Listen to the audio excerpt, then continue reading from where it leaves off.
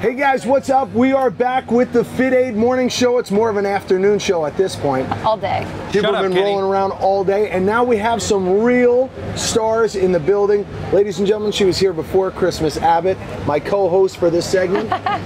Noah Olson, Silent Mike. What's going on? And Mark Bell. Hello. Guys, if you don't know who they are, you should definitely go on.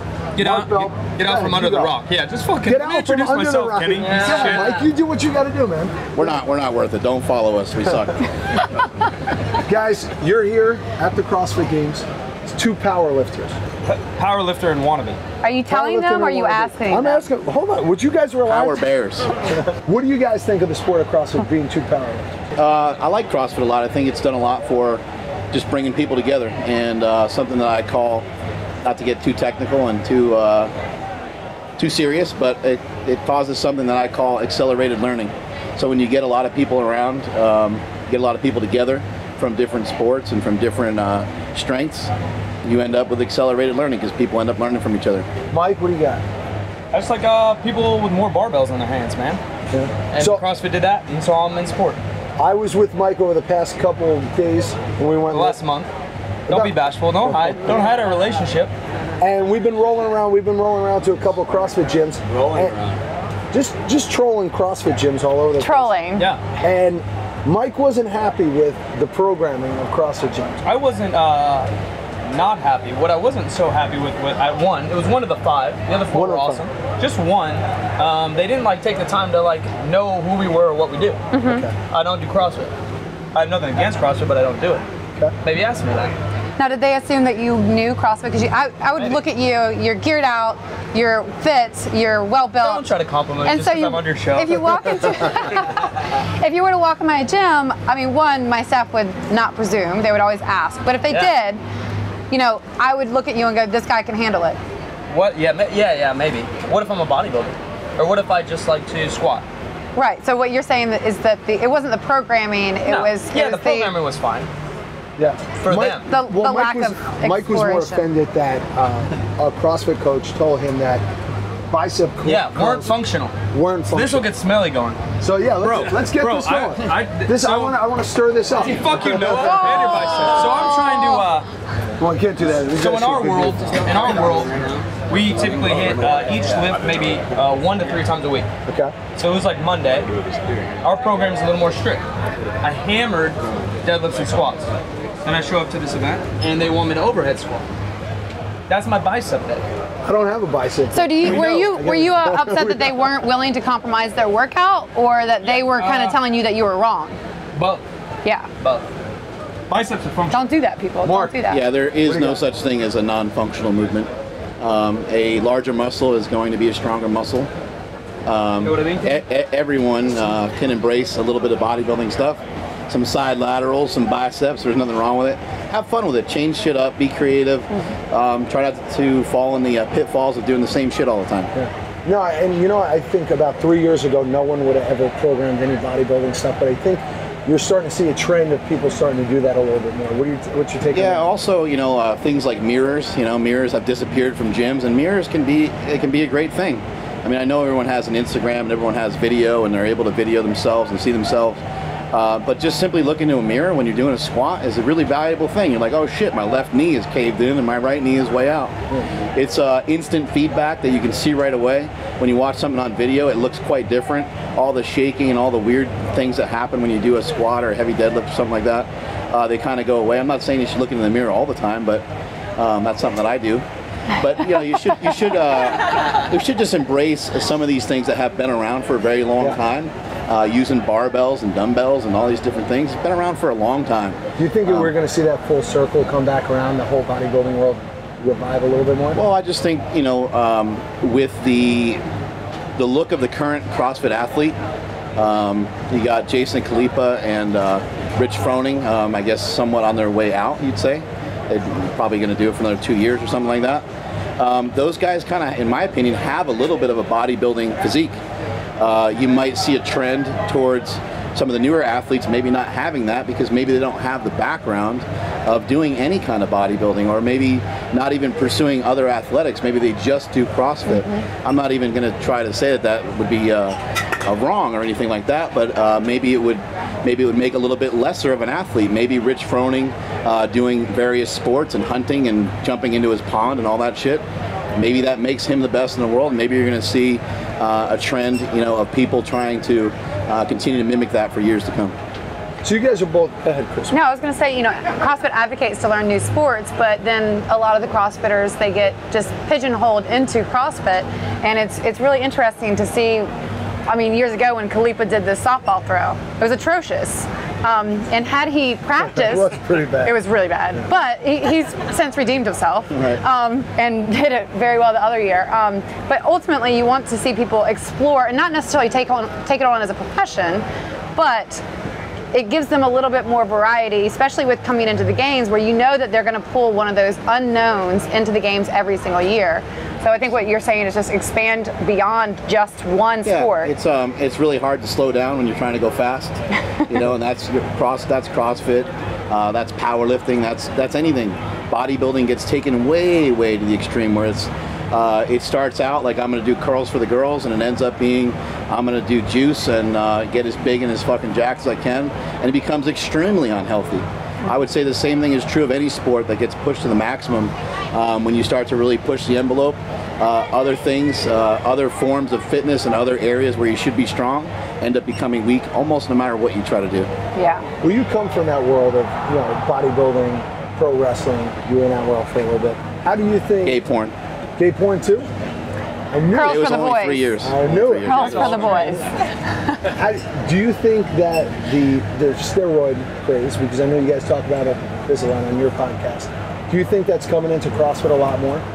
I think we should all do some steroids right now, just in celebration of them because they're awesome. But people just make such a big deal of it, and I do understand.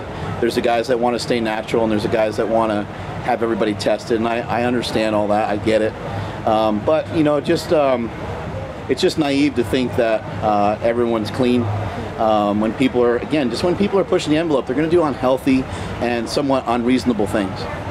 So you're an advocate for it? Not necessarily. I've actually talked more people out of it than you can probably possibly imagine, just because it is a life-altering thing, and it is not something you can really go back on. It's once you do it and you're already into it, and you get better results, and you get stronger, and you become leaner, and you become more jacked. All these different things happen. How do you go back to being less of what you were? No, but I grew up in North Jersey, New York. Hell yeah. Everybody takes juice. Yeah, for some reason it's like so prevalent there. I don't know what the fucking deal is. Runs East Coast. But I know a lot of guys who've taken it and nothing really happened. You're right. There's no real side effects to it. Right. Well, it is a drug. And I don't want to ever preach that there are no side effects to it, because some of the side effects are pretty fucking profound. I think the long-term effects. Oh, right. Yeah, long-term effects. Anything extreme that you do is going to challenge and compromise your health. Whether it's taking steroids or just pushing CrossFit or just pushing pro football or anything that you take to an extreme level, in my opinion, is going to compromise your health. And anyone could argue that it's going to take several years off your life. So when you see these athletes competing at the games or other competitions, can you cherry pick who you would are strongly feeling that they've been using for a while? I mean, I think most people know what the red lines are for it, or the red flags for it are. Yeah, you know what? Actually, my guideline for it, most of the people in CrossFit don't enter into that realm of. So my guideline for steroids is 220 pounds and above, and below 10% body fat.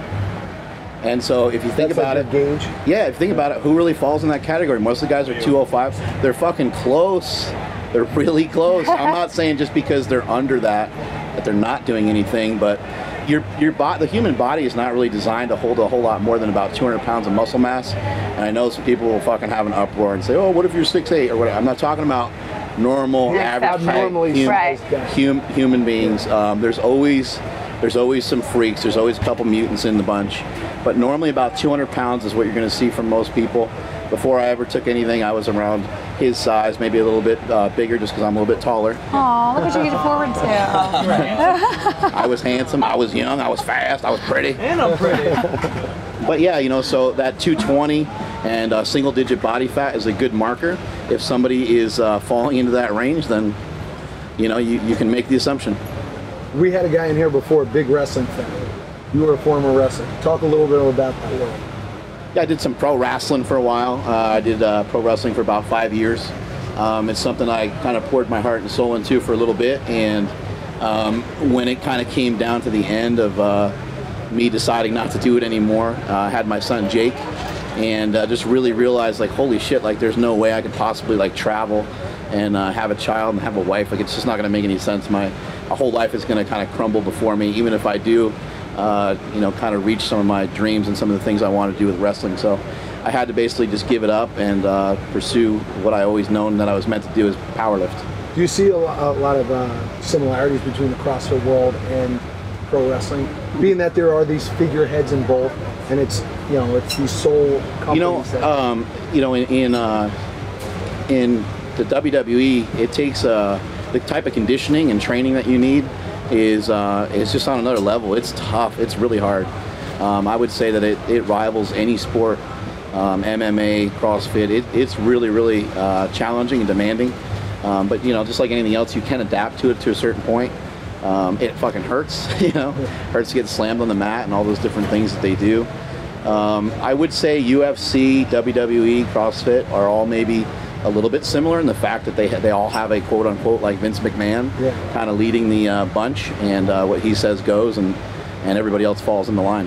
So what's next for you guys? What's next for the podcast?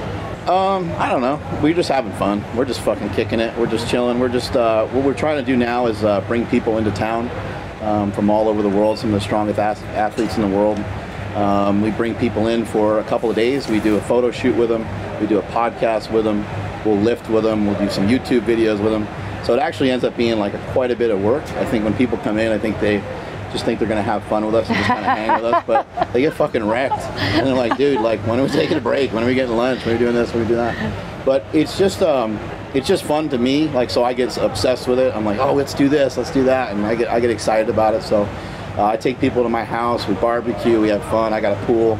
People hang out at the pool. We had Bill Phillips in recently, the creator of EAS. That's cool as shit, yeah. Yeah, that company was making $500,000 a day at their pinnacle. So it's just cool to just rub elbows with people like that and kind of see, you know, where they went right and where they went wrong. What is this relationship? How'd you guys meet? Very physical. I don't know, man. I just walked in his gym, and then I won him over within 6 months. He invited me over, and you know what I mean. And then the rest is history. Yeah. Not to be gay, but to be gay. Whenever I say that word, by the way, I'm not trying to offend anybody. Yeah, I have to always back it up. I grew up with 2 older brothers.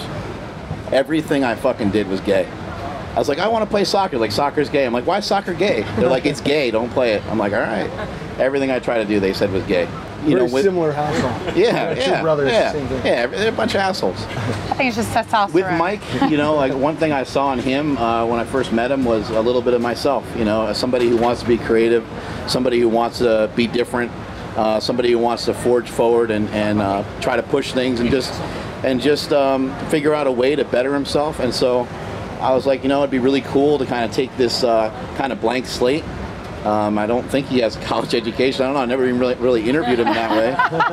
But saw the work ethic in the gym, and then, you know, talking to him, he played basketball and stuff like that. I'm like, he's got the sports background. He has the work ethic. There's really not much more to know. Let me kind of bring him on board and let's see what he can do. And so from there, he just he started doing all kinds of different stuff for us. Social media. He helped take my Instagram. Hey, he's really good. He's taking my Instagram, I don't know, from like, what, 60,000, basically helped double it. Yeah, I love following you. Yeah, that's cool, thank you, appreciate it. You're following him, actually. Well, how long have you been doing it? Because I've been following him for a while. Oh, okay. Yeah, all the nudies. All the nudies. I take them of him and then post them. We try to make it look like an authentic selfie. He's my shaver downer too, you know. Really? Yeah. Personal groomer. Yeah, I'm coming up with my own razor blade soon. Nice. Waxing system. Christmas, you got anything for these Oh guys? man, I'm gonna not sure how I could follow up with waxing system. Mark, I want to thank you so much for coming by. Silent Mike, always a pleasure. I hang out with you way too much. One thing I want to add before we drop off here, my gym is in Sacramento, California, West Sacramento, California. The gym is called Super Training Gym, and the gym is free.